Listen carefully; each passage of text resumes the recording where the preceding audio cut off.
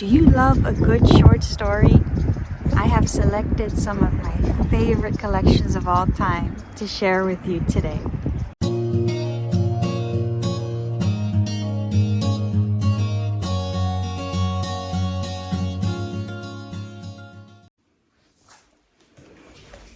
Hi guys, welcome back to my channel. I am going to share with you 4 different short story collections that are some of my favorites of all time.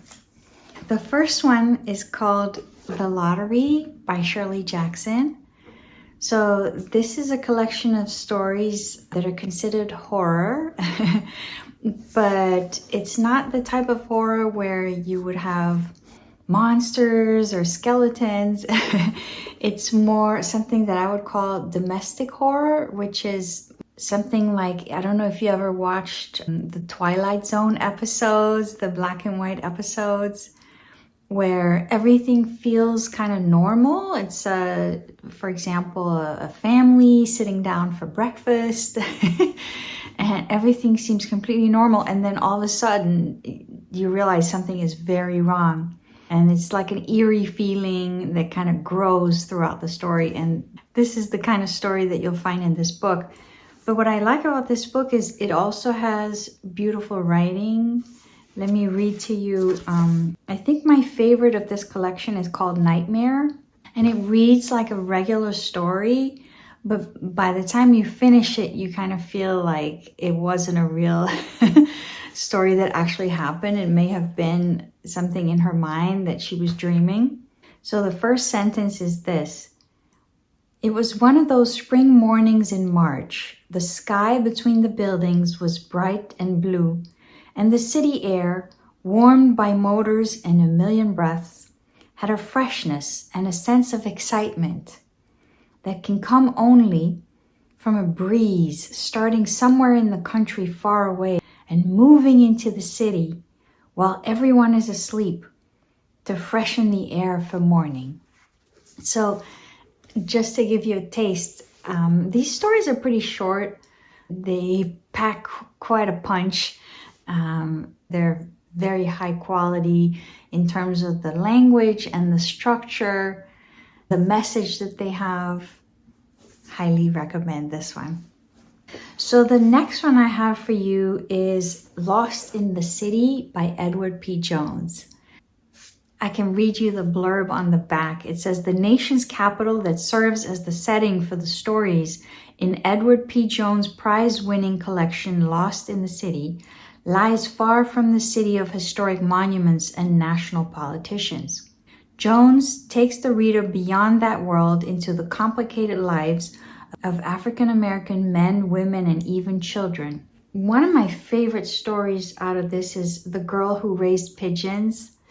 So the way he structured these stories is interesting. He actually has the first story with the youngest protagonist, who's a little girl, and then every story after that, the protagonist is a little bit older until you get to the oldest protagonist in the last story. So I thought that was pretty clever. So let me read you this first paragraph from The Girl Who Raised Pigeons. Her father would say years later that she had dreamed that part of it, that she had never gone out through the kitchen window at 2 or 3 in the morning to visit the birds. So it's a story about a girl who wants to have pigeons as pets. And so of course it leads to all sorts of adventures. But every story is very unique. Some of them are about relationships. Some of them are about struggling financially and what people will do to get money. And some of them are about trauma. So this collection was his first book. It won the Penn Hemingway Award and was shortlisted for the National Book Award.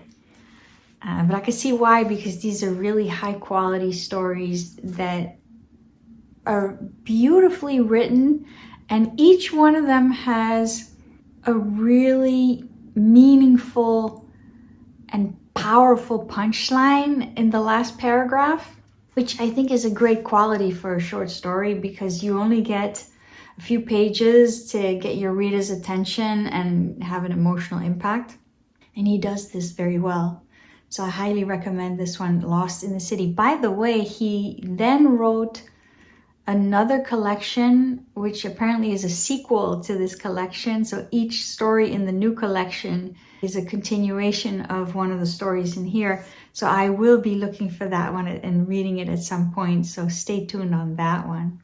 So the next one I have for you guys is called When the Hibiscus Falls by Evelina Galang. So this was actually written by a professor of creative writing at the University of Miami.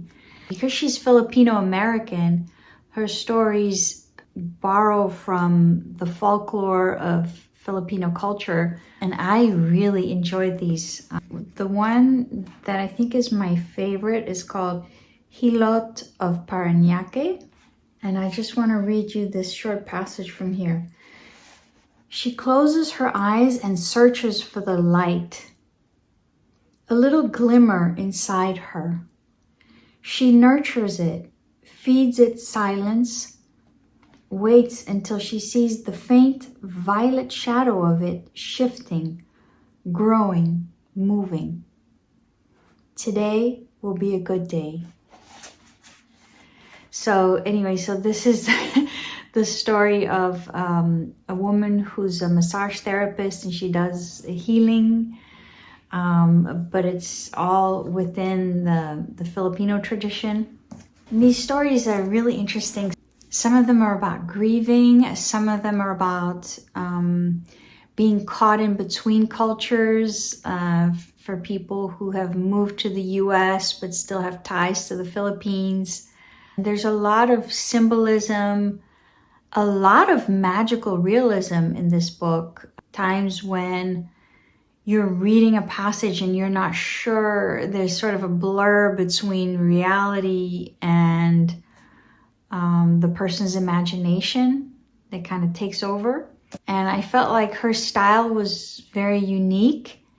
I had never read anything with so much Filipino culture mixed in, and anything where magical realism is used so well. So I really enjoyed this collection, When the Hibiscus Falls. And I loved all the stories, which is interesting because a lot of times you pick up a collection and you'll like a couple of the stories, but not all of them. But this one I actually liked all of them. So I can confidently recommend this one, okay? Okay, and the last one on my list for today is the collected stories of Elizabeth Bowen. So Elizabeth Bowen was an Irish writer. She is more known for her novels, like The Death of the Heart, The Heat of the Day, The House in Paris. But I actually, for whatever reason, I prefer her short stories to her novels. I think in her novels, she gets into a style that's very understated, where a lot is happening under the surface, but not explicitly stated.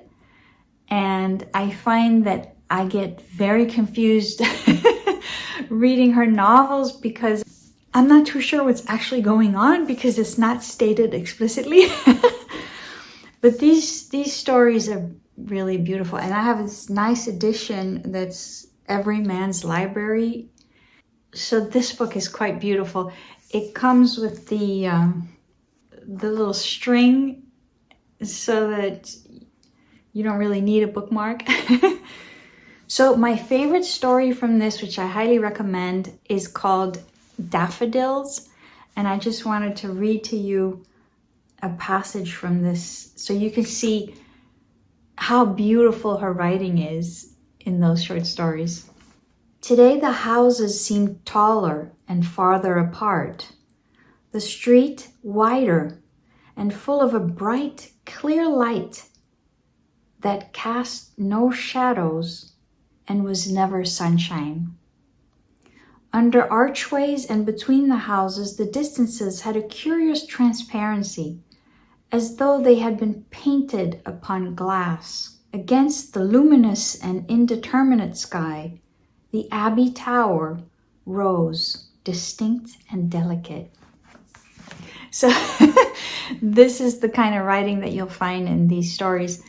And some of them are almost humorous, but some of them are quite tragic. So you have kind of a variety, but Daffodils is my favorite of this collection. There you have it, guys. So those are 4 of my favorite short story collections.